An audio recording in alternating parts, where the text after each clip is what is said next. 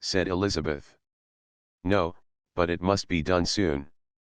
Most earnestly did she then entreat him to lose no more time before he wrote. "Oh, my dear father," she cried, "come back and write immediately. Consider how important every moment is in such a case." "Let me write for you," said Jane, "if you dislike the trouble." "Yourself." "I dislike it very much," he replied, "but it must be done." And so saying, he turned back with them, and walked towards the house.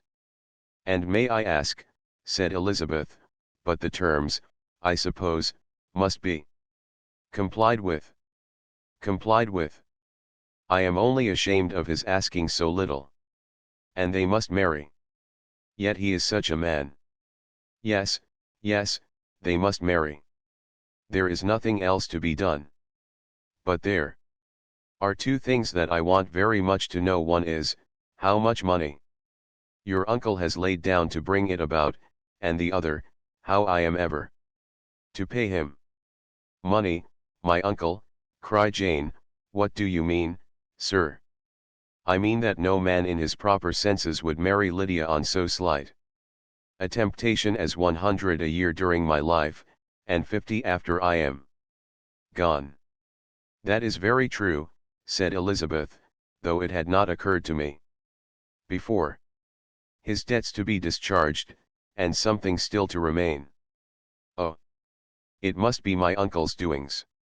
Generous, good man, I am afraid he has distressed himself. A small sum could not do all this." "No," said her father. "Wickham's a fool if he takes her with a farthing. Less than £10,000, I should be sorry to think so ill of him. In the very beginning of our relationship. £10,000. Heaven forbid. How is half such a sum to be repaid?" Mr. Bennet made no answer, and each of them, deep in thought, continued silent till they reached the house. Their father then went to the library to write, and the girls walked into the breakfast room.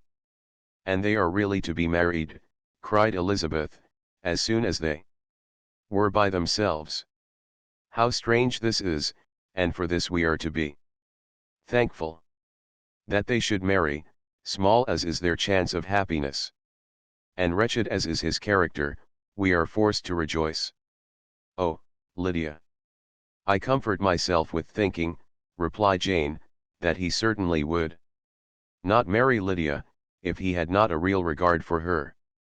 Though our kind uncle has done something towards clearing him, I cannot believe that £10,000, or anything like it, has been advanced. He has children of his own, and may have more. How could he spare half £10,000? If we are ever able to learn what Wickham's debts have been," said Elizabeth, "and how much is settled on his side on our sister, we shall exactly know what Mr. Gardiner has done for them, because Wickham has not sixpence of his own. The kindness of my uncle and aunt can never be requited. Their taking her home, and affording her their personal protection and countenance, is such a sacrifice to her advantage as years of gratitude cannot enough acknowledge. By this time she is actually with them. If such goodness does not make her miserable now, she will never deserve to be happy. What a meeting for her, when she first sees my aunt! We must endeavor to forget all that has passed on either side," said Jane. "I hope and trust they will yet be happy. His consenting to marry her is a proof, I will believe, that he is come to a right way of thinking. Their mutual affection will steady them, and I flatter myself they will settle so quietly, and live in so rational a manner, as may in time make their past imprudence forgotten." "Their conduct has been such," replied Elizabeth, "as neither you, nor I, nor anybody, can ever forget. It is useless to talk of it." It now occurred to the girls that their mother was in all likelihood perfectly ignorant of what had happened. They went to the library, therefore, and asked their father whether he would not wish them to make it known to her. He was writing, and, without raising his head, coolly replied, "Just as you please. May we take my uncle's letter to read to her?" "Take whatever you like, and get away." Elizabeth took the letter from his writing table, and they went upstairs together. Mary and Kitty were both with Mrs. Bennet. One communication would, therefore, do for all. After a slight preparation for good news, the letter was read aloud. Mrs. Bennet could hardly contain herself. As soon as Jane had read Mr. Gardiner's hope of Lydia's being soon married, her joy burst forth, and every following sentence added to its exuberance. She was now in an irritation as violent from delight as she had ever been fidgety from alarm and vexation. To know that her daughter would be married was enough. She was disturbed by no fear for her felicity, nor humbled by any remembrance of her misconduct. "My dear, dear Lydia," she cried, "this is delightful indeed. She will be married. I shall see her again. She will be married at 16. My good, kind brother. I knew how it would be. I knew he would manage everything. How I long to see her. And to see dear Wickham too. But the clothes, the wedding clothes. I will write to my sister Gardiner about them directly. Lizzie, my dear, run down to your father, and ask him how much he will give her. Stay, I will go myself. Ring the bell. Kitty, for Hill. I will put on my things in a moment. My dear, dear Lydia. How merry we shall be together when we meet." Her eldest daughter endeavored to give some relief to the violence of these transports, by leading her thoughts to the obligations which Mr. Gardiner's behavior laid them all under. "For we must attribute this happy conclusion," she added, "in a great measure to his kindness. We are persuaded that he has pledged himself to assist Mr. Wickham with money." "Well," cried her mother, "it is all very right. Who should do it but her own uncle? If he had not had a family of his own, I and my children must have had all his money, you know, and it is the first time we have ever had anything from him except a few presents. Well, I am so happy. In a short time, I shall have a daughter married. Mrs. Wickham. How well it sounds. And she was only 16 last June. My dear Jane, I am in such a flutter, that I am sure I can't write, so I will dictate, and you write for me. We will settle with your father about the money afterwards, but the things should be ordered immediately." She was then proceeding to all the particulars of calico, muslin, and cambric, and would shortly have dictated some very plentiful orders, had not Jane, though with some difficulty, persuaded her to wait till her father was at leisure to be consulted. One day's delay, she observed, would be of small importance, and her mother was too happy to be quite so obstinate as usual. Other schemes, too, came into her head. "I will go to Meryton," said she, "as soon as I am dressed, and tell the good news to my sister Phillips. And as I come back, I can call on Lady Lucas and Mrs. Long. Kitty, run down and order the carriage. An airing would do me a great deal of good, I am sure. Girls, can I do anything for you in Meryton? Oh, here comes Hill. My dear Hill, have you heard the good news? Miss Lydia is going to be married, and you shall all have a bowl of punch to make merry at her wedding." Mrs. Hill began instantly to express her joy. Elizabeth received her congratulations amongst the rest, and then, sick of this folly, took refuge in her own room, that she might think with freedom. Poor Lydia's situation must, at best, be bad enough, but that it was no worse, she had need to be thankful.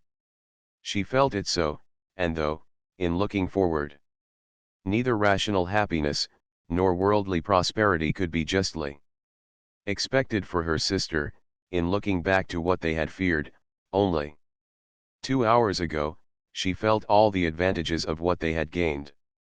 The spiteful old ladies. Chapter L. R. Bennet had very often wished, before this period of his life, that, instead of spending his whole income, he had laid by an annual sum, for the better provision of his children, and of his wife, if she survived him. He now wished it more than ever. Had he done his duty in that respect, Lydia need not have been indebted to her uncle for whatever of honor or credit could now be purchased for her. The satisfaction of prevailing on one of the most worthless young men in Great Britain to be her husband might then have rested in its proper place. He was seriously concerned that a cause of so little advantage to anyone should be forwarded at the sole expense of his brother-in-law, and he was determined, if possible, to find out the extent of his assistance, and to discharge the obligation as soon as he could. When first Mr. Bennet had married, economy was held to be perfectly useless, for, of course, they were to have a son. This son was to join in cutting off the entail, as soon as he should be of age, and the widow and younger children would by that means be provided for. 5 daughters successively entered the world, but yet the son was to come, and Mrs. Bennet, for many years after Lydia's birth, had been certain that he would. This event had at last been despaired of, but it was then too late to be saving. Mrs. Bennet had no turn for economy, and her husband's love of independence had alone prevented their exceeding their income. £5,000 was settled by marriage articles on Mrs. Bennet and the children, but in what proportions it should be divided amongst the latter depended on the will of the parents. This was one point, with regard to Lydia at least, which was now to be settled, and Mr. Bennet could have no hesitation in acceding to the proposal before him. In terms of grateful acknowledgment for the kindness of his brother, though expressed most concisely, he then delivered on paper his perfect approbation of all that was done, and his willingness to fulfill the engagements that had been made for him. He had never before supposed that, could Wickham be prevailed on to marry his daughter, it would be done with so little inconvenience to himself as by the present arrangement. He would scarcely be £10 a year the loser, by the 100 that was to be paid them, for, what with her board and pocket allowance, and the continual presents in money which passed to her through her mother's hands, Lydia's expenses had been very little within that sum. That it would be done with such trifling exertion on his side, too, was another very welcome surprise, for his chief wish at present was to have as little trouble in the business as possible. When the first transports of rage which had produced his activity in seeking her were over, he naturally returned to all his former indolence. His letter was soon dispatched, for though dilatory in undertaking business, he was quick in its execution. He begged to know further particulars of what he was indebted to his brother, but was too angry with Lydia to send any message to her. The good news quickly spread through the house, and with proportionate speed through the neighborhood. It was borne in the latter with decent philosophy. To be sure, it would have been more for the advantage of conversation, had Miss Lydia Bennet come upon the town, or, as the happiest alternative, been secluded from the world in some distant farmhouse. But there was much to be talked of, in marrying her, and the good-natured wishes for her well-doing, which had proceeded before from all the spiteful old ladies in Meryton, lost but little of their spirit. In this change of circumstances, because with such a husband her misery was considered certain.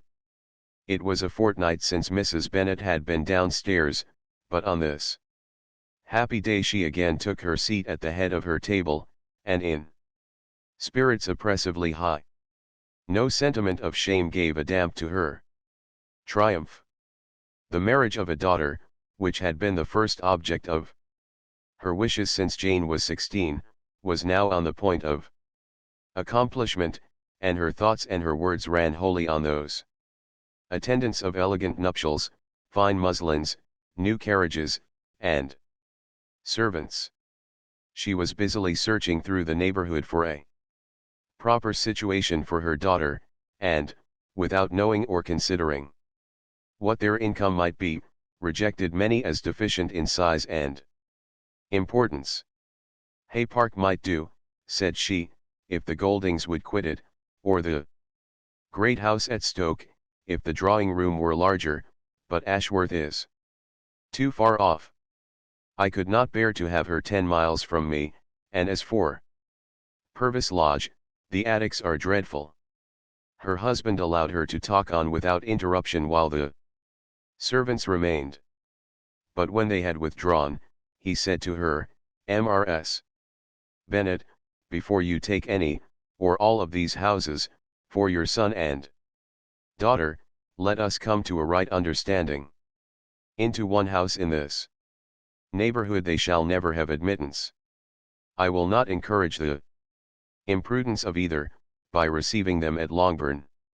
A long dispute followed this declaration, but Mr. Bennet was firm.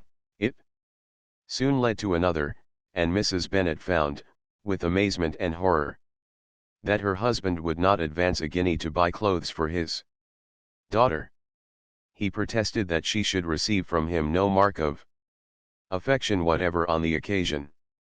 Mrs. Bennet could hardly comprehend it. That his anger could be carried to such a point of inconceivable resentment as to refuse his daughter a privilege, without which her marriage would scarcely seem valid, exceeded all that she could believe possible. She was more alive to the disgrace, which her want of new clothes must reflect on her daughter's nuptials, than to any sense of shame at her eloping and living with Wickham a fortnight before they took place. Elizabeth was now most heartily sorry that she had, from the distress of the moment, been led to make Mr. Darcy acquainted with their fears for her sister, for since her marriage would so shortly give the proper termination to the elopement, they might hope to conceal its unfavorable beginning from all those who were not immediately on the spot. She had no fear of its spreading farther, through his means. There were few people on whose secrecy she would have more confidently depended. But at the same time there was no one whose knowledge of a sister's frailty would have mortified her so much. Not, however, from any fear of disadvantage from it individually to herself, for at any rate there seemed a gulf impassable between them. Had Lydia's marriage been concluded on the most honorable terms, it was not to be supposed that Mr. Darcy would connect himself with a family, where to every other objection would now be added an alliance and relationship of the nearest kind with the man whom he so justly scorned. From such a connection she could not wonder that he should shrink. The wish of procuring her regard, which she had assured herself of his feeling in Derbyshire, could not in rational expectation survive such a blow as this. She was humbled, she was grieved, she repented, though she hardly knew of what. She became jealous of his esteem, when she could no longer hope to be benefited by it. She wanted to hear of him, when there seemed the least chance of gaining intelligence. She was convinced that she could have been happy with him, when it was no longer likely they should meet. What a triumph for him, as she often thought, Could he know that the proposals which she had proudly spurned only 4 months ago would now have been gladly and gratefully received? He was as generous, she doubted not, as the most generous of his sex. But while he was mortal, there must be a triumph. She began now to comprehend that he was exactly the man who, in disposition and talents, would most suit her. His understanding and temper, though unlike her own, would have answered all her wishes. It was an union that must have been to the advantage of both. By her ease and liveliness, his mind might have been softened, his manners improved. And from his judgment, information, and knowledge of the world, she must have received benefit of greater importance. But no such happy marriage could now teach the admiring multitude what connubial felicity really was. An union of a different tendency, and precluding the possibility of the other, was soon to be formed in their family. How Wickham and Lydia were to be supported in tolerable independence she could not imagine. But how little of permanent happiness could belong to a couple who were only brought together because their passions were stronger than their virtue, she could easily conjecture. Mr. Gardiner soon wrote again to his brother. To Mr. Bennet's acknowledgments he briefly replied, with assurances of his eagerness to promote the welfare of any of his family, and concluded with entreaties that the subject might never be mentioned to him again. The principal purport of his letter was to inform them, that Mr. Wickham had resolved on quitting the militia. It was greatly my wish that he should do so, he added, as soon as his marriage was fixed on. And I think you will agree with me, in considering a removal from that corps as highly advisable, both on his account and my niece's. It is Mr. Wickham's intention to go into the regulars, and, among his former friends, there are still some who are able and willing to assist him in the army. He has the promise of an ensigncy in General S. regiment, now quartered in the north. It is an advantage to have it so far from this part of the kingdom. He promises fairly, and I hope among different people, where they may each have a character to preserve, they will both be more prudent. I have written to Colonel Forster, to inform him of our present arrangements, and to request that he will satisfy the various creditors of Mr. Wickham in and near Brighton with assurances of speedy payment, for which I have pledged myself. And will you give yourself the trouble of carrying similar assurances to his creditors in Meryton, of whom I shall subjoin a list, according to his information? He has given in all his debts. I hope at least he has not deceived us. Haggerston has our directions, and all will be completed in a week. They will then join his regiment, unless they are first invited to Longbourn, and I understand from Mrs. Gardiner that my niece is very desirous of seeing you all before she leaves the south. She is well, and begs to be dutifully remembered to you and her mother, yours, etc.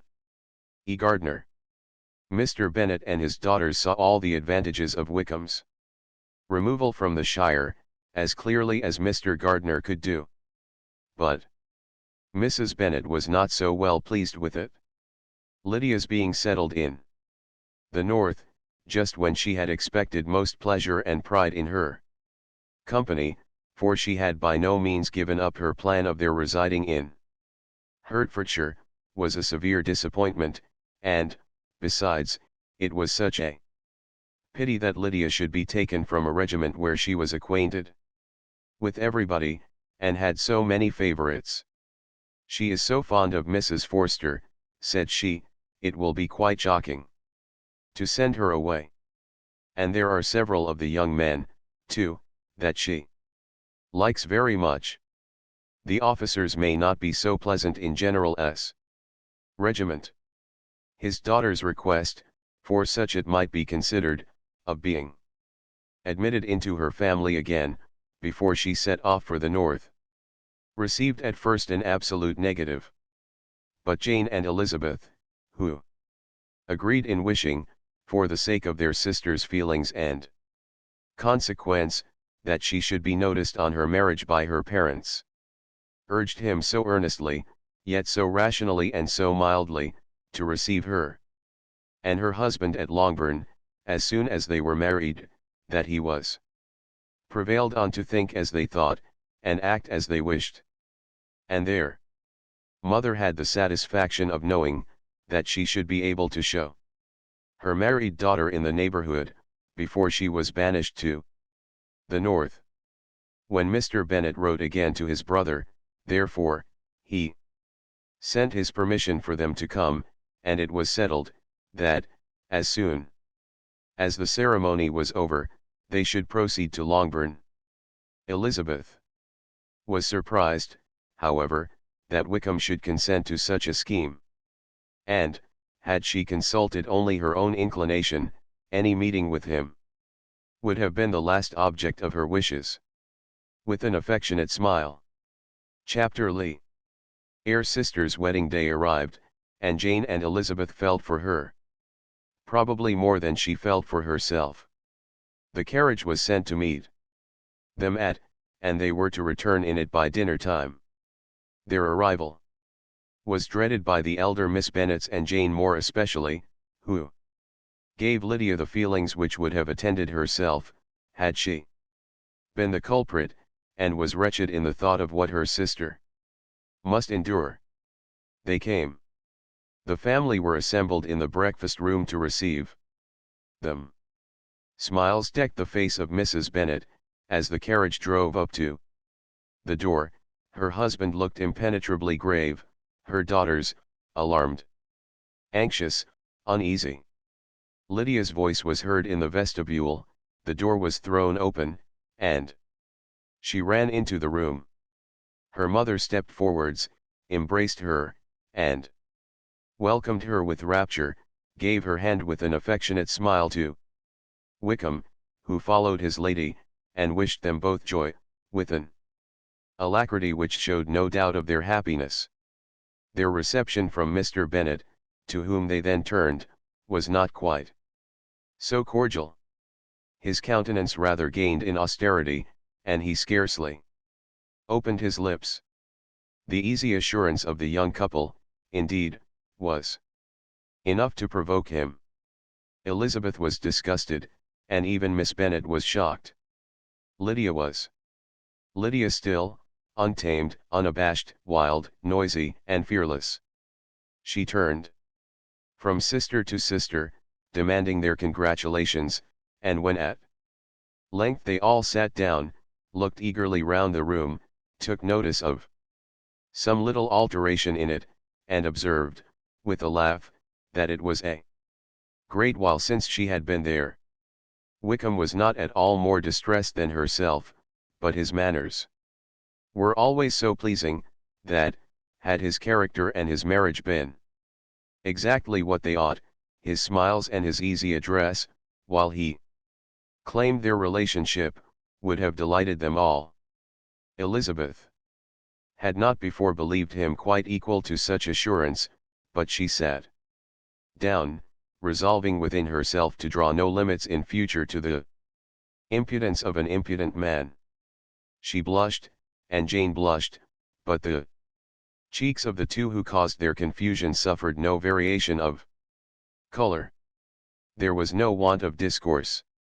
The bride and her mother could neither of them talk fast enough, and Wickham, who happened to sit near Elizabeth, began inquiring after his acquaintance in that neighborhood, with a good-humored ease, which she felt very unable to equal in her replies. They seemed each of them to have the happiest memories in the world. Nothing of the past was recollected with pain, and Lydia led voluntarily to subjects which her sisters would not have alluded to for the world. "Only think of its being 3 months, she cried, since I went away. It seems but a fortnight, I declare, and yet there have been things enough happened in the time. Good gracious! When I went away, I am sure. I had no more idea of being married till I came back again. Though I thought it would be very good fun if I was. Her father lifted up his eyes, Jane was distressed, Elizabeth looked expressively at Lydia, but she, who never heard nor saw anything of which she chose to be insensible, gaily continued. Oh, Mamma, do the people hereabouts know I am married today? I was afraid they might not, and we overtook William Golding in his vehicle. So I was determined he should know it, and so I let down the side glass next to him, and took off my glove and let my hand just rest upon the window frame, so that he might see the ring, and then I bowed and smiled like anything. Elizabeth could bear it no longer. She got up and ran out of the room, and returned no more, till she heard them passing through the hall to the dining parlour.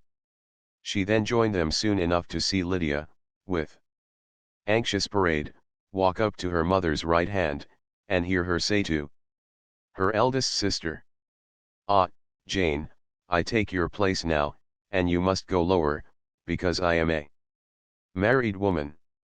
It was not to be supposed that time would give Lydia that embarrassment, from which she had been so wholly free at first. Her ease and good spirits increased. She longed to see Mrs. Phillips, the Lucases, and all their other neighbors, and to hear herself called Mrs. Wickham by each of them, and in the meantime she went after dinner to show her ring, and boast of being married to Mrs. Hill and the two housemaids. "Well, Mamma," said she, when they were all returned to the breakfast room, "and what do you think of my husband? Is not he a charming man? I am sure my sisters must all envy me. I only hope they may have half my good luck. They must all go to Brighton. That is the place to get husbands.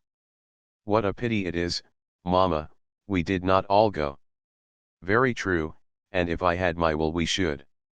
But, my dear Lydia, I don't at all like your going such a way off. Must it be so?" "Oh, Lord, yes, there is nothing in that. I shall like it of all things. You and Papa, and my sisters, must come down and see us.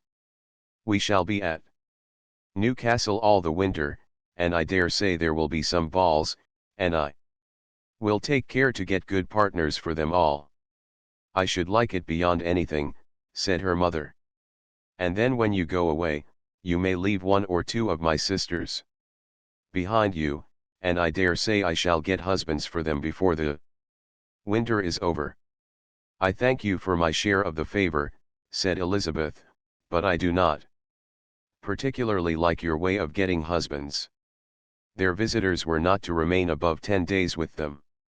Mr. Wickham had received his commission before he left London, and he was to join his regiment at the end of a fortnight. No one but Mrs. Bennet regretted that their stay would be so short, and she made the most of the time by visiting about with her daughter, and having very frequent parties at home. These parties were acceptable to all. To avoid a family circle was even more desirable to such as did think than such as did not. Wickham's affection for Lydia was just what Elizabeth had expected to find it, not equal to Lydia's for him. She had scarcely needed her present observation to be satisfied, from the reason of things, that their elopement had been brought on by the strength of her love rather than by his, and she would have wondered why, without violently caring for her, he chose to elope with her at all, had she not felt certain that his flight was rendered necessary by distress of circumstances, and, if that were the case, he was not the young man to resist an opportunity of having a companion. Lydia was exceedingly fond of him. He was her dear Wickham on every occasion, no one was to be put in competition with him. He did everything best in the world, and she was sure he would kill more birds on the 1st of September than anybody else in the country.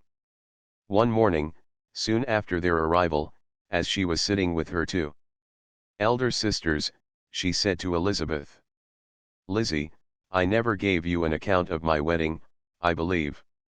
You were not by, when I told Mamma, and the others, all about it? Are not you curious to hear how it was managed?"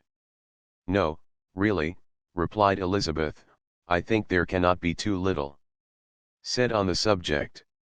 La! You are so strange. But I must tell you how it went off. We were married, you know, at St. Clement's, because Wickham's lodgings were in that parish. And it was settled that we should all be there by 11 o'clock. My uncle and aunt and I were to go together, and the others were to meet us at the church.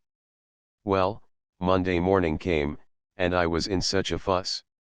I was so afraid, you know, that something would happen to put it off, and then I should have gone quite distracted.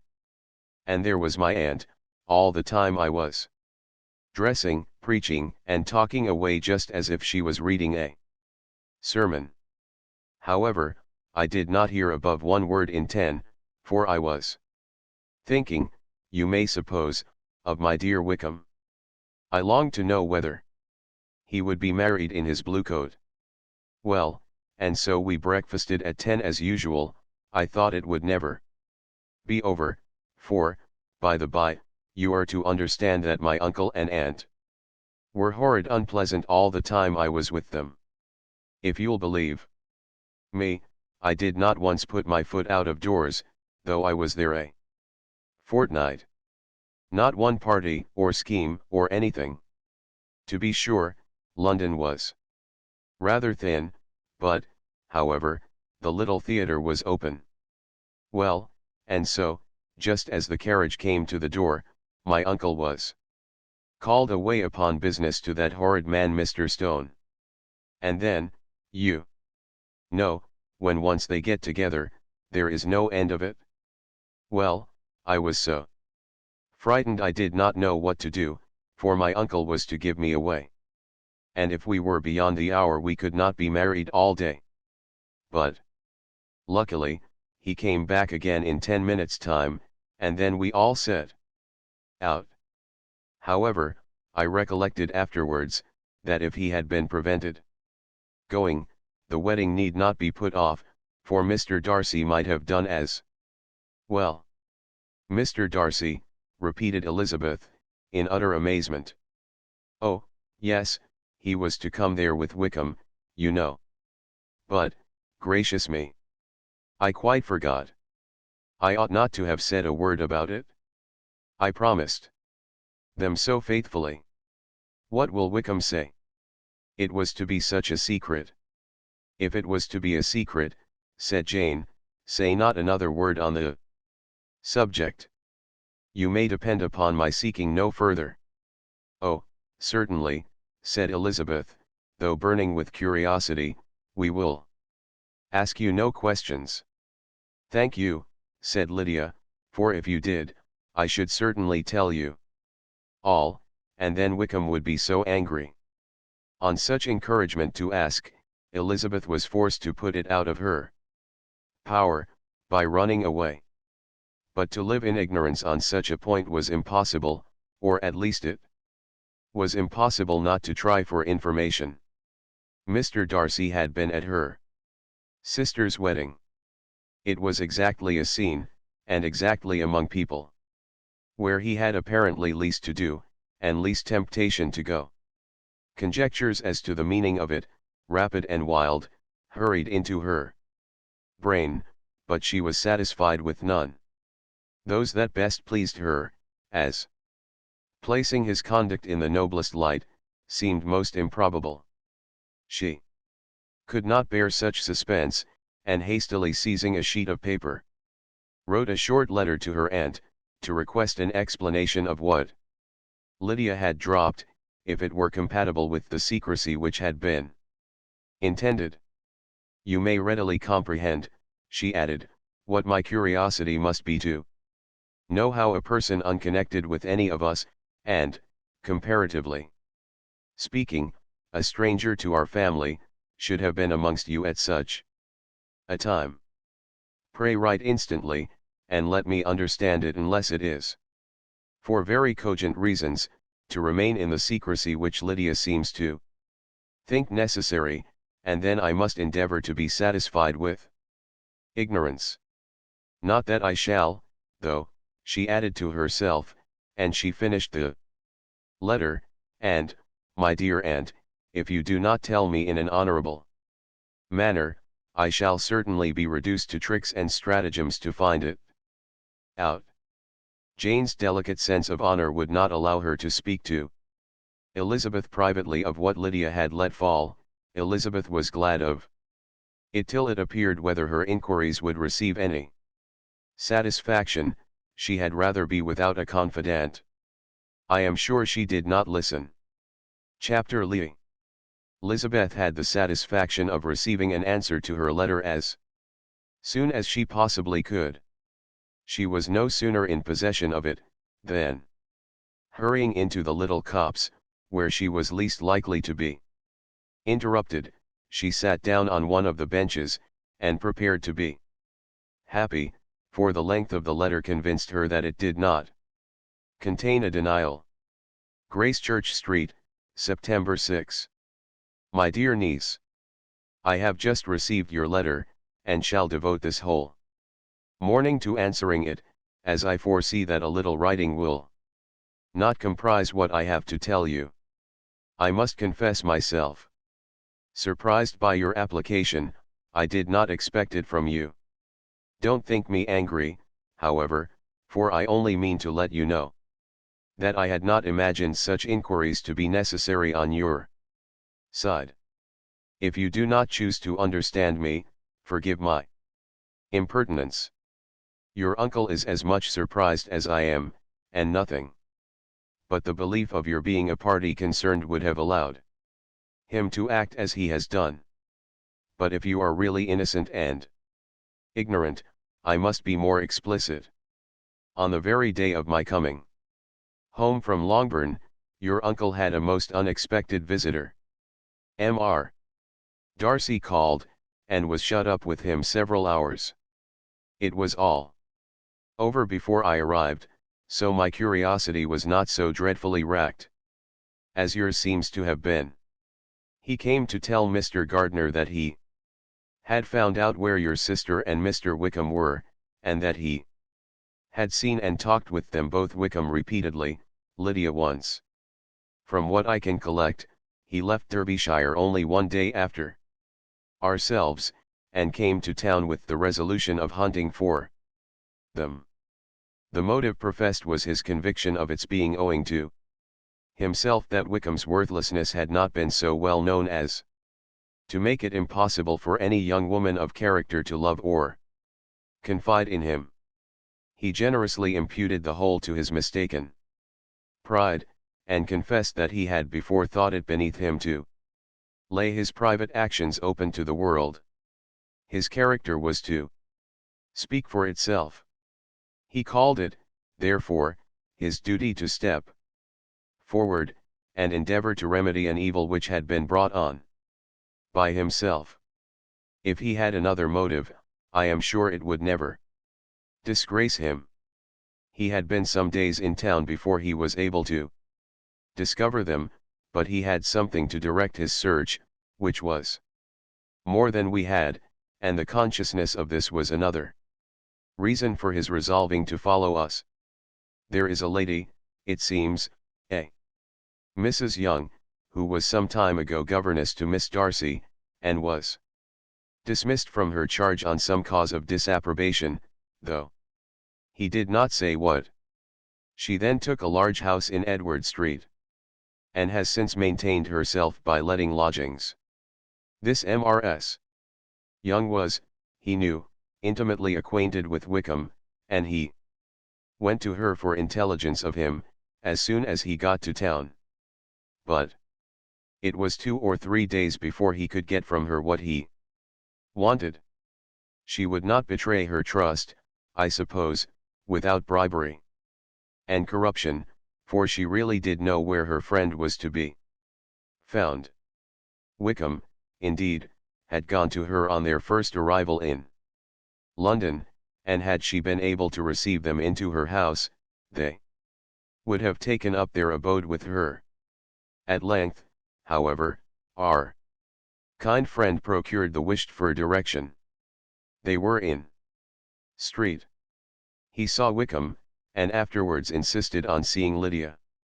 His first object with her, he acknowledged, had been to persuade her to quit her present disgraceful situation, and return to her friends as soon as they could be prevailed on to receive her, offering his assistance as far as it would go.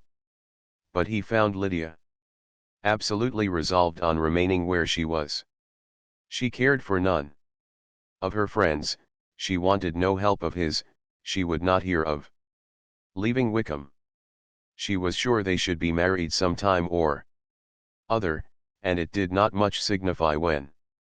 Since such were her feelings, it only remained, he thought, to secure and expedite a marriage, which, in his very first conversation with Wickham, he easily learned had never been his design. He confessed himself obliged to leave the regiment on account of some debts of honor, which were very pressing, and scrupled not to lay all the ill consequences of Lydia's flight on her own folly alone. He meant to resign his commission immediately, and as to his future situation, he could conjecture very little about it. He must go somewhere, but he did not know where, and he knew he should have nothing to live on. Mr. Darcy asked why he did not marry your sister at once. Though Mr. Bennet was not imagined to be very rich, he would have been able to do something for him, and his situation must have been benefited by marriage. But he found, in reply to this question, that Wickham still cherished the hope of more effectually making his fortune by marriage, in some other country. Under such circumstances, however, he was not likely to be proof against the temptation of immediate relief. They met several times, for there was much to be discussed. Wickham, of course, wanted more than he could get, but at length was reduced to be reasonable. Everything being settled between them, Mr. Darcy's next step was to make your uncle acquainted with it, and he first called in Grace Church Street the evening before I came home. But Mr. Gardiner could not be seen, and Mr. Darcy found, on further inquiry, that your father was still with him, but would quit town the next morning. He did not judge your father to be a person whom he could so properly consult as your uncle, and therefore readily postponed seeing him till after the departure of the former. He did not leave his name, and till the next day it was only known that a gentleman had called on business. On Saturday he came again. Your father was gone, your uncle at home, and, as I said before, they had a great deal of talk together. They met again on Sunday, and then I saw him too. It was not all settled before Monday. As soon as it was, the express was sent off to Longbourn. But our visitor was very obstinate. I fancy, Lizzie, that obstinacy is the real defect of his character. After all, he has been accused of many faults at different times, but this is the true one. Nothing was to be done that he did not do himself, though I am sure, and I do not speak it to be thanked. Therefore say nothing about it, your uncle would most readily have settled the whole. They battled it together for a long time, which was more than either the gentleman or lady concerned in it deserved. But at last your uncle was forced to yield, and instead of being allowed to be of use to his niece, was forced to put up with only having the probable credit of it, which went sorely against the grain, and I really believe your letter this morning gave him great pleasure, because it required an explanation that would rob him of his borrowed feathers, and give the praise where it was due. But, Lizzie, this must go no further than yourself, or Jane at most. You know pretty well, I suppose, what has been done for the young people. His debts are to be paid, amounting, I believe, to considerably more than £1,000, another thousand in addition to her own settled upon her, and his commission purchased. The reason why all this was to be done by him alone, was such as I have given above. It was owing to him, to his reserve and want of proper consideration, that Wickham's character had been so misunderstood, and consequently that he had been received and noticed as he was. Perhaps there was some truth in this, though I doubt whether his reserve, or anybody's reserve, can be answerable for the event. But in spite of all this fine talking, my dear Lizzie, you may rest perfectly assured that your uncle would never have yielded, if we had not given him credit for another interest in the affair. When all this was resolved on, he returned again to his friends, who were still staying at Pemberley, but it was agreed that he should be in London once more when the wedding took place, and all money matters were then to receive the last finish. I believe I have now told you everything. It is a relation which you tell me is to give you great surprise. I hope at least it will not afford you any displeasure.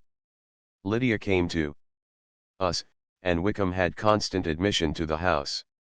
He was exactly what he had been when I knew him in Hertfordshire, but I would not tell you how little I was satisfied with her behavior while she stayed with us, if I had not perceived, by Jane's letter last Wednesday, that her conduct on coming home was exactly of a piece with it, and therefore what I now tell you can give you no fresh pain. I talked to her repeatedly in the most serious manner, representing to her the wickedness of what she had done, and all the unhappiness she had brought on her family.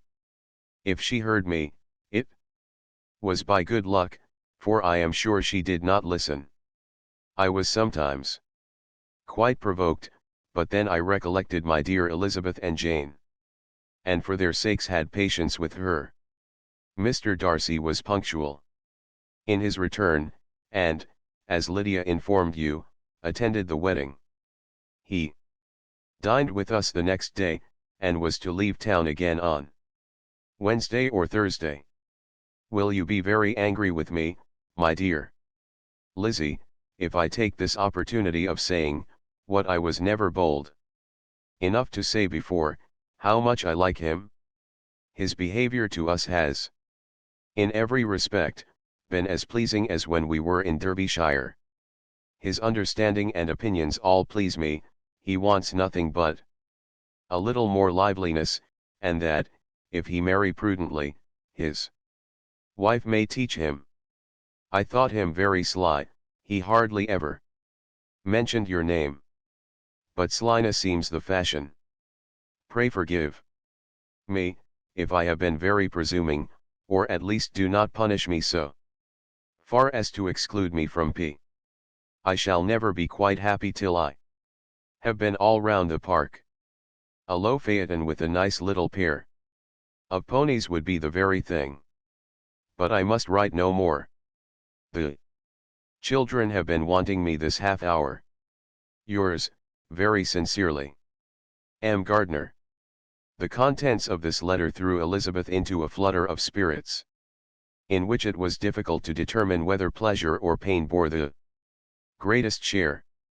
The vague and unsettled suspicions which uncertainty had produced, of what Mr. Darcy might have been doing to forward her sister's match, which she had feared to encourage, as an exertion of goodness too great to be probable, and at the same time dreaded to be just, from the pain of obligation, were proved beyond their greatest extent to be true.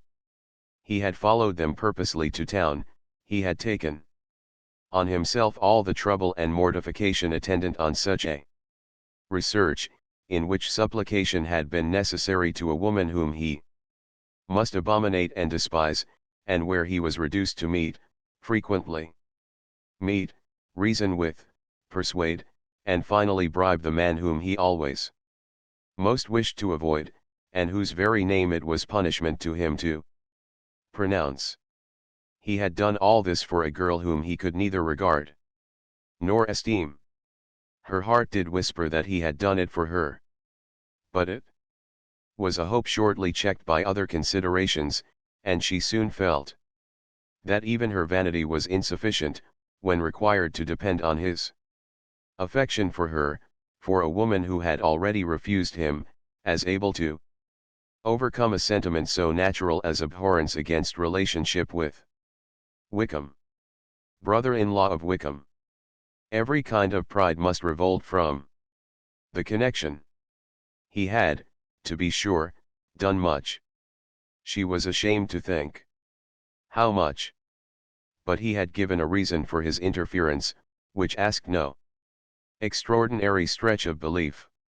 It was reasonable that he should feel he had been wrong, he had liberality, and he had the means of exercising it, and though she would not place herself as his principal inducement, she could perhaps believe that remaining partiality for her might assist his endeavors in a cause where her peace of mind must be materially concerned.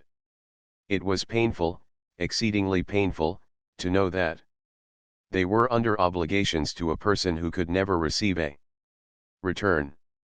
They owed the restoration of Lydia, her character, everything to him. Oh, how heartily did she grieve over every ungracious sensation she had ever encouraged, every saucy speech she had ever directed towards him. For herself she was humbled, but she was proud of him, proud that in a cause of compassion and honor he had been able to get the better of himself. She read over her aunt's commendation of him again and again. It was hardly enough, but it pleased her. She was even sensible of some pleasure, though mixed with regret, on finding how steadfastly both she and her uncle had been persuaded that affection and confidence subsisted between Mr. Darcy and herself. She was roused from her seat and her reflections, by someone's approach. And, before she could strike into another path, she was overtaken by Wickham. "I am afraid I interrupt your solitary ramble, my dear sister," said he, as he joined her. "You certainly do," she replied with a smile, "but it does not follow that the interruption must be unwelcome. I should be sorry, indeed, if it were. We were always good friends. And now we are better." "True. Are the others coming out?" "I do not know. Mrs. Bennet and Lydia are going in the carriage to Meryton. And so, my dear sister, I find, from our uncle and aunt, that you have actually seen Pemberley." She replied in the affirmative. "I almost envy you the pleasure, and yet I believe it would be too much for me, or else I could take it in my way to Newcastle." "And you saw the old housekeeper, I suppose?" "Poor Reynolds, she was always very fond of me. But of course she did not mention my name to you." "Yes, she did." "And what did she say?" "That you were gone into the army, and she was afraid had not turned out well. At such a distance as that, you know, things are strangely misrepresented." "Certainly," he replied, biting his lips. Elizabeth hoped she had silenced him, but he soon afterwards said, "I was surprised to see Darcy in town last month. We passed each other several times. I wonder what he can be doing there." "Perhaps preparing for his marriage with Miss de Bourgh," said Elizabeth. "It must be something particular to take him there at this time of year." "Undoubtedly. Did you see him while you were at Lambton? I thought I understood from the gardeners that you had." "Yes, he introduced us to his sister." And do you like her? Very much. I have heard, indeed, that she is uncommonly improved within this year or two. When I last saw her, she was not very promising. I am very glad. You liked her. I hope she will turn out well.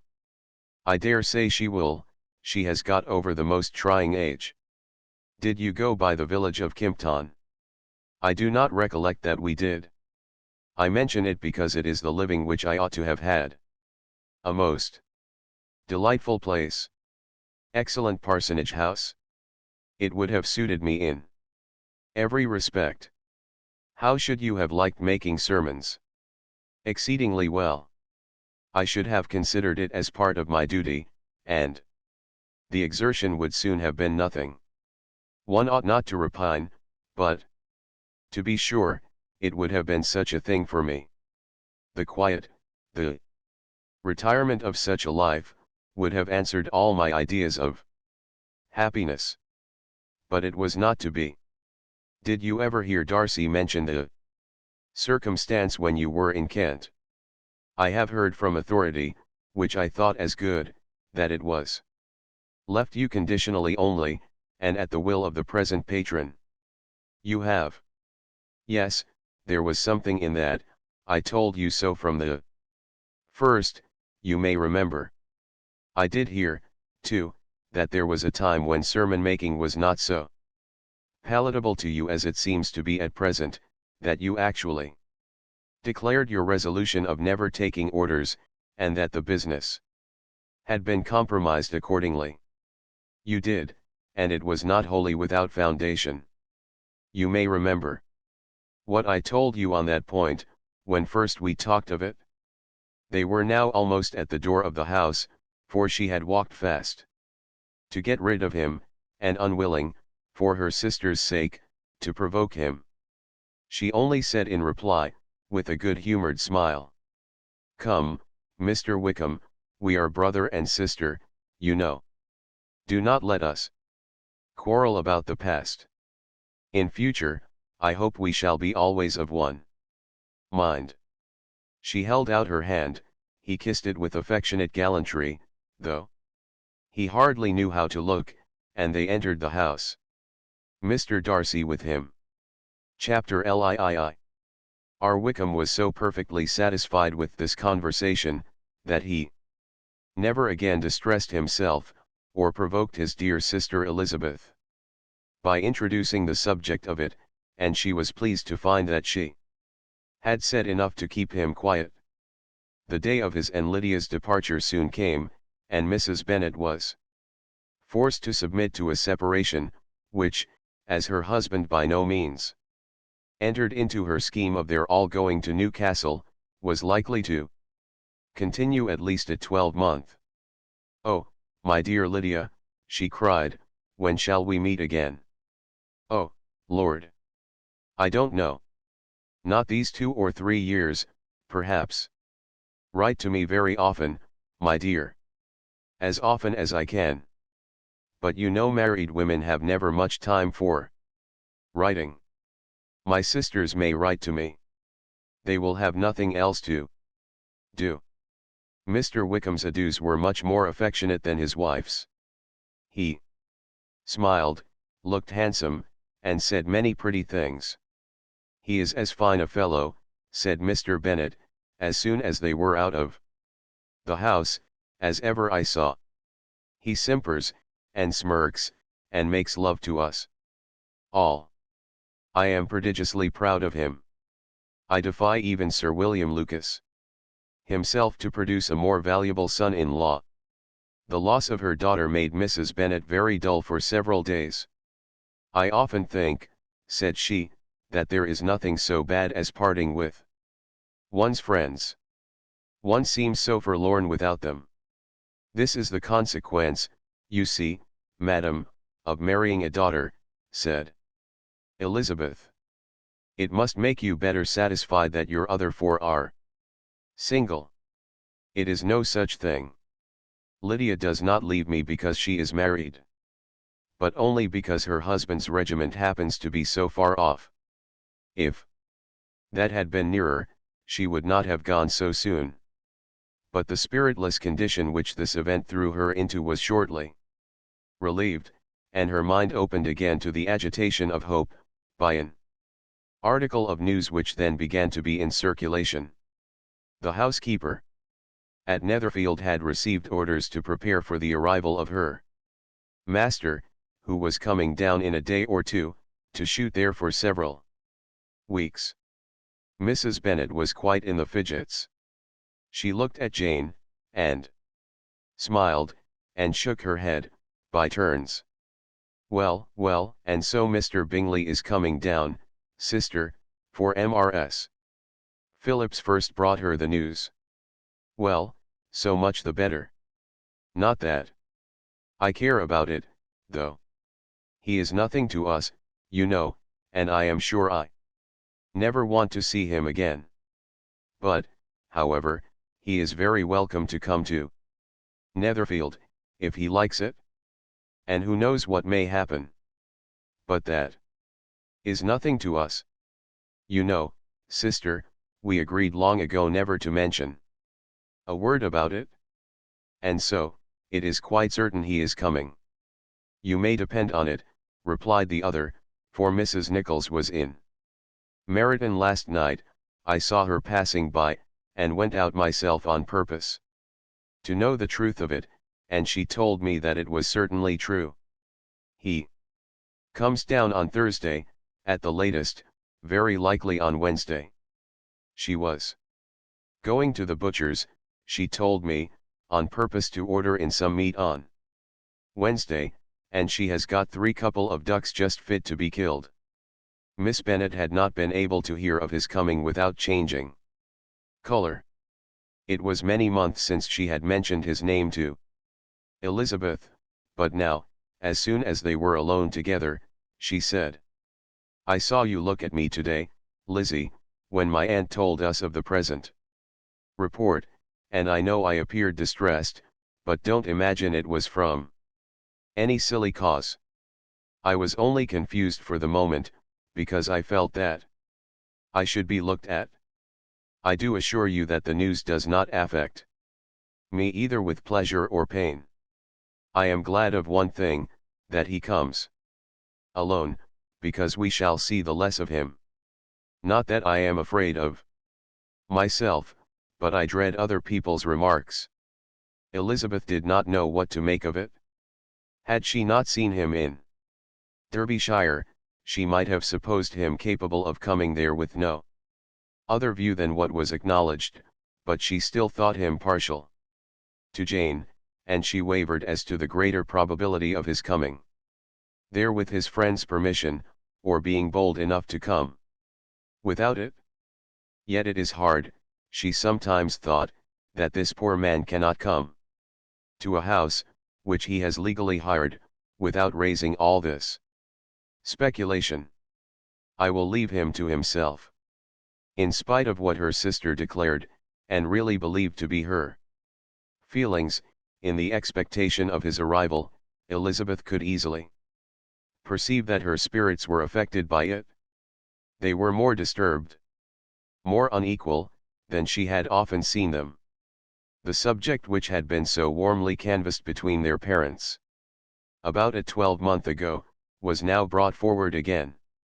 As soon as ever Mr. Bingley comes, my dear, said Mrs. Bennet, you will wait on him, of course. No, no. You forced me into visiting him last year, and promised, if I went to see him, he should marry one of my daughters. But it ended in nothing, and I will not be sent on a fool's errand again. His wife represented to him how absolutely necessary such an attention would be from all the neighbouring gentlemen, on his returning to Netherfield. "'Tis an etiquette I despise," said he. "If he wants our society, let him seek it. He knows where we live. I will not spend my hours in running after my neighbors every time they go away and come back again. Well, all I know is, that it will be abominably rude if you do not wait on him. But, however, that shan't prevent my asking him to dine here. I am determined. We must have Mrs. Long and the Goldings soon.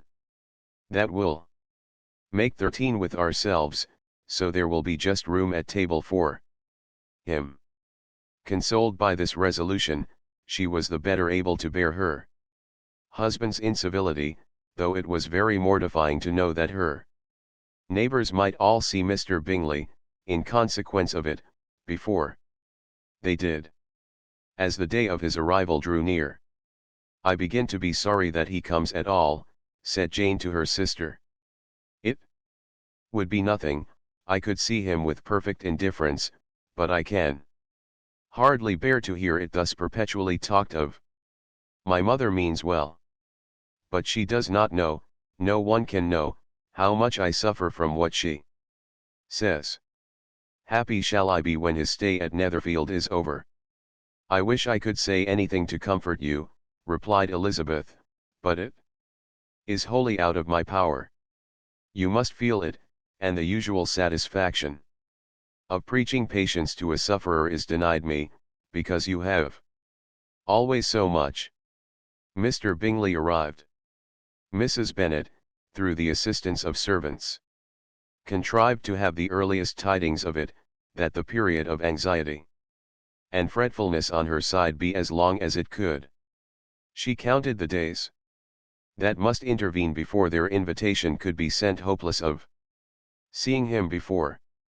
But on the third morning after his arrival in Hertfordshire, she saw him from her dressing-room window enter the paddock, and ride towards the house. Her daughters were eagerly called to partake of her joy. Jane resolutely kept her place at the table, but Elizabeth, to satisfy her mother, went to the window. She looked, she saw Mr. Darcy with him, and sat down again by her sister. "There is a gentleman with him, mamma," said Kitty. "Who can it be?" "Some acquaintance or other, my dear, I suppose. I am sure I do not know." "La," replied Kitty, "it looks just like that man that used to be with him before. Mr. What's his name, that tall, proud man?" "Good gracious! Mr. Darcy, and so it does, I vow. Well, any friend of Mr. Bingley's will always be welcome here, to be sure, but else I must say that I hate the very sight of him." Jane looked at Elizabeth with surprise and concern. She knew but little of their meeting in Derbyshire, and therefore felt for the awkwardness which must attend her sister, in seeing him almost for the first time after receiving his explanatory letter. Both sisters were uncomfortable enough. Each felt for the other, and of course for themselves, and their mother talked on of her dislike of Mr. Darcy, and her resolution to be civil to him only as Mr. Bingley's friend, without being heard by either of them. But Elizabeth had sources of uneasiness which could not yet be suspected by Jane, to whom she had never yet had courage to show Mrs. Gardiner's letter, or to relate her own change of sentiment towards him. To Jane, he could be only a man whose proposals she had refused, and whose merits she had undervalued, but to her own more extensive information, he was the person to whom the whole family were indebted for the first of benefits, and whom she regarded herself with an interest, if not quite so tender, at least as reasonable and just, as what Jane felt for Bingley.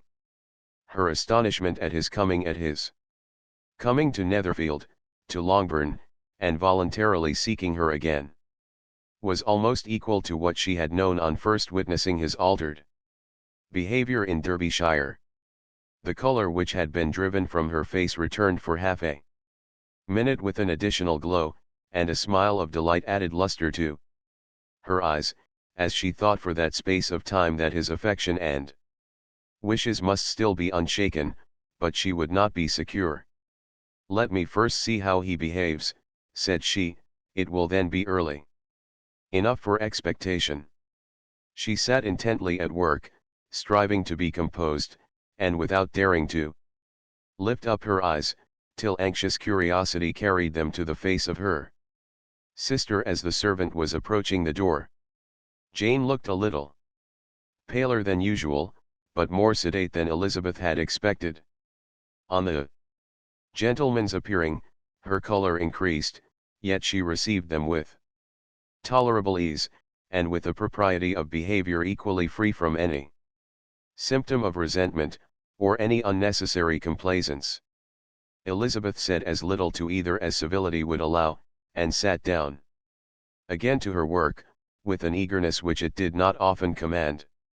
She had ventured only one glance at Darcy. He looked serious as usual, and, she thought, more as he had been used to look in Hertfordshire, than as she had seen him at Pemberley. But, perhaps, he could not in her mother's presence be what he was before her uncle and aunt.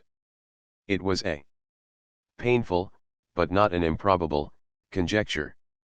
Bingley she had likewise seen for an instant, and in that short period saw him looking both pleased and embarrassed. He was received by Mrs. Bennet with a degree of civility which made her two daughters ashamed, especially when contrasted with the cold and ceremonious politeness of her courtesy and address of his friend. Elizabeth particularly, who knew that her mother owed to the latter the preservation of her favourite daughter from irremediable infamy, was hurt and distressed to a most painful degree by a distinction so ill applied. Darcy, after inquiring of her how Mr. and Mrs. Gardiner did, a question which she could not answer without confusion, said scarcely anything. He was not seated by her, perhaps that was the reason of his silence, but it had not been so in Derbyshire. There he had talked to her friends, when he could not to herself.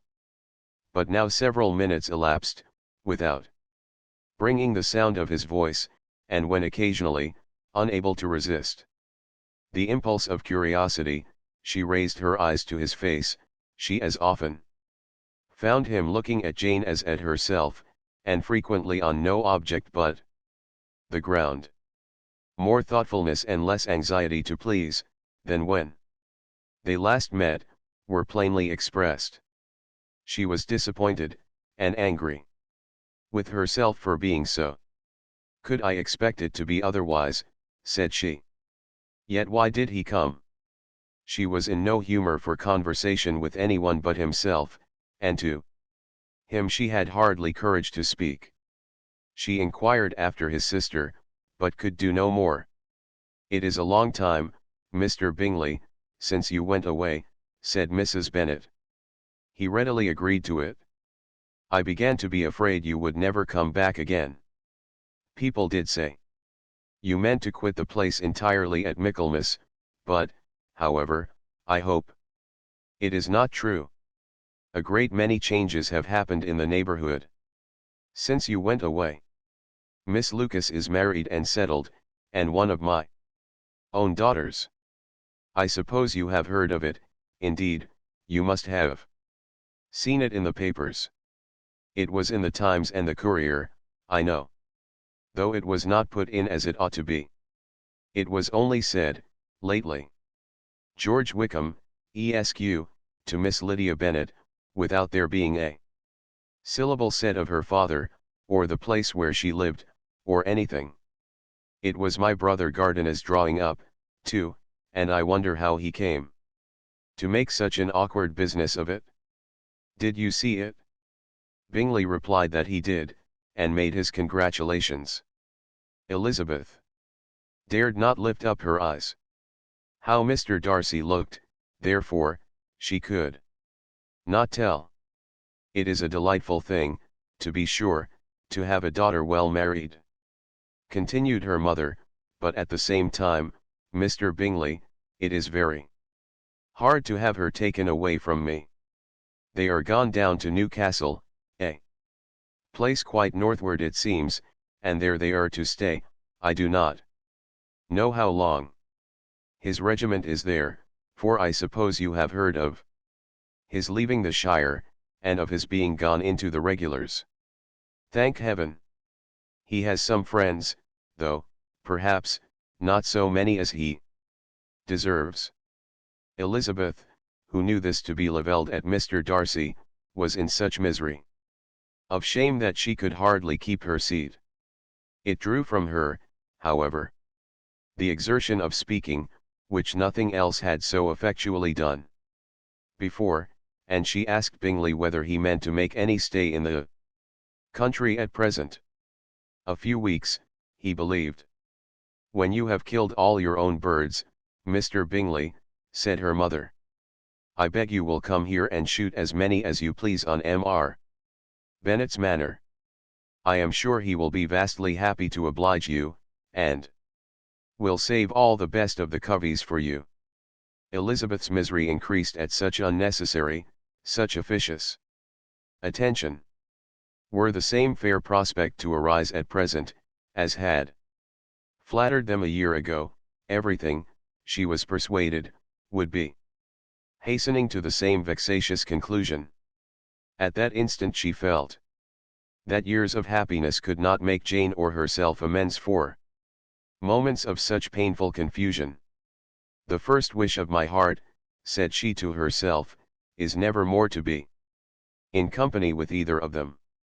Their society can afford no pleasure that will atone for such wretchedness as this.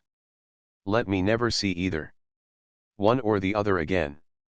Yet the misery, for which years of happiness were to offer no compensation, received soon afterwards material relief, from observing how much the beauty of her sister rekindled the admiration of her former lover.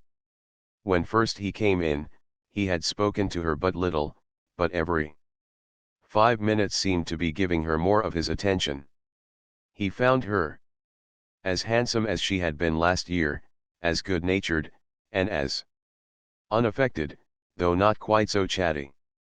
Jane was anxious that no difference should be perceived in her at all, and was really persuaded that she talked as much as ever, but her mind was so busily engaged that she did not always know when she was silent. When the gentlemen rose to go away, Mrs. Bennet was mindful of her intended civility, and they were invited and engaged to dine at Longbourn in a few days' time. You are quite a visit in my debt, Mr. Bingley, she added, for when you went to town last winter, you promised to take a family dinner with us as soon as you returned. I have not forgot, you see, and I assure you, I was very much disappointed that you did not come back and keep your engagement. Bingley looked a little silly at this reflection, and said something of his concern at having been prevented by business. They then went away. Mrs. Bennet had been strongly inclined to ask them to stay and dine there that day, but, though she always kept a very good table, she did not think anything less than 2 courses could be good enough for a man on whom she had such anxious designs, or satisfy the appetite and pride of one who had 10,000 a year. Jane happened to look round. Chapter Live. As soon as they were gone, Elizabeth walked out to recover her spirits. Or, in other words, to dwell without interruption on those subjects which must deaden them more. Mr. Darcy's behavior astonished and vexed her.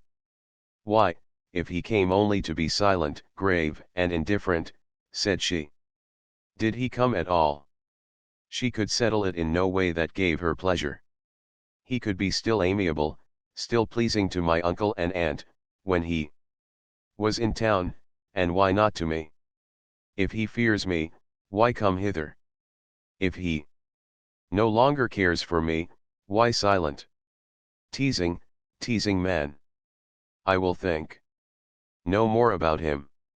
Her resolution was for a short time involuntarily kept by the approach of her sister, who joined her with a cheerful look which showed her better satisfied with their visitors than Elizabeth. Now, said she, that this first meeting is over, I feel perfectly easy. I know my own strength, and I shall never be embarrassed again by his coming. I am glad he dines here on Tuesday. It will then be publicly seen, that on both sides we meet only as common and indifferent acquaintance. Yes, very indifferent, indeed, said Elizabeth, laughingly. Oh, Jane. Take care. My dear Lizzie, you cannot think me so weak as to be in danger now. I think you are in very great danger of making him as much in love with you as ever. They did not see the gentleman again till Tuesday, and Mrs. Bennet, in the meanwhile, was giving way to all the happy schemes which the good humour and common politeness of Bingley, in half an hour's visit, had revived. On Tuesday there was a large party assembled at Longbourn, and the two, who were most anxiously expected, to the credit of their punctuality as sportsmen, were in very good time. When they repaired to the dining room, Elizabeth eagerly watched to see whether Bingley would take the place which, in all their former parties, had belonged to him, by her sister. Her prudent mother, occupied by the same ideas, forbore to invite him to sit by herself. On entering the room, he seemed to hesitate, but Jane happened to look round, and happened to smile. It was decided. He placed himself by her. Elizabeth, with a triumphant sensation, looked towards his friend. He bore it with noble indifference, and she would have imagined that Bingley had received his sanction to be happy, had she not seen his eyes likewise turned towards Mr. Darcy, with an expression of half-laughing alarm. His behaviour to her sister was such during dinner time as showed an admiration of her, which, though more guarded than formerly, persuaded Elizabeth, that, if left wholly to himself, Jane's happiness, and his own, would be speedily secured. Though she dared not depend upon the consequence, she yet received pleasure from observing his behavior. It gave her all the animation that her spirits could boast, for she was in no cheerful humor. Mr. Darcy was almost as far from her as the table could divide them. He was on one side of her mother. She knew how little such a situation would give pleasure to either, or make either appear to advantage. She was not near enough to hear any of their discourse, but she could see how seldom they spoke to each other, and how formal and cold was their manner whenever they did. Her mother's ungraciousness made the sense of what they owed him more painful to Elizabeth's mind. And she would, at times, have given anything to be privileged to tell him, that his kindness was neither unknown nor unfelt by the whole of the family. She was in hopes that the evening would afford some opportunity of bringing them together, that the whole of the visit would not pass away without enabling them to enter into something more of conversation than the mere ceremonious salutation attending his entrance. Anxious and uneasy, the period which passed in the drawing-room before the gentleman came, was wearisome and dull to a degree that almost made her uncivil. She looked forward to their entrance as the point on which all her chance of pleasure for the evening must depend. If he does not come to me, then, said she, I shall give him up for ever. The gentleman came, and she thought he looked as if he would have answered her hopes, but, alas! The ladies had crowded round the table, where Miss Bennet was making tea, and Elizabeth pouring out the coffee, in so close a confederacy, that there was not a single vacancy near her, which would admit of a chair. And on the gentleman's approaching, one of the girls moved closer to her than ever, and said, in a whisper, "The men shan't come and part us, I am determined. We want none of them. Do we?" Darcy had walked away to another part of the room.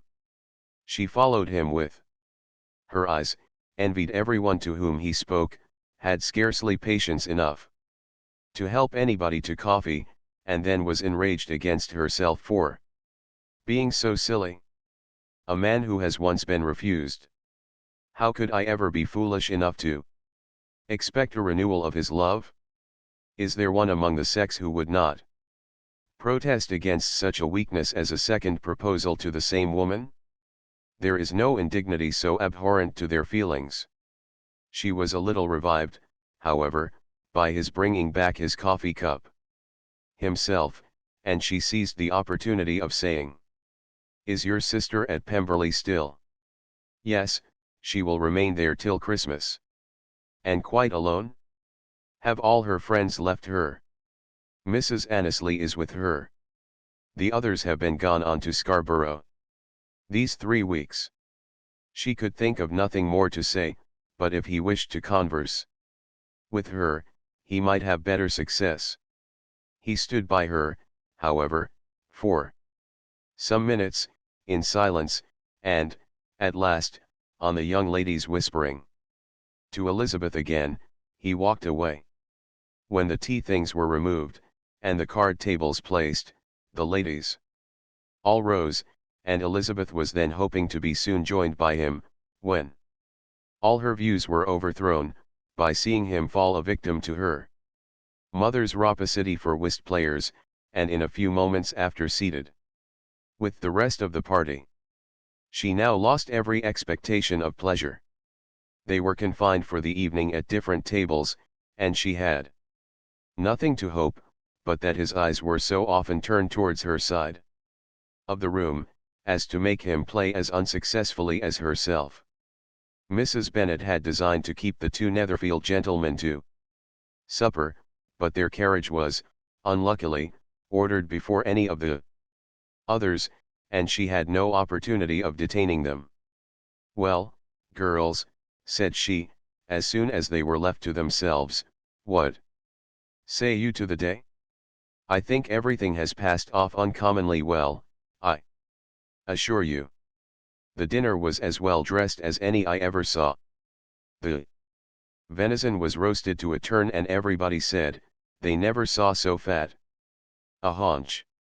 The soup was 50 times better than what we had at the Lucas's last week, and even Mr. Darcy acknowledged that the partridges were remarkably well done, and I suppose he has 2 or 3 French cooks at least.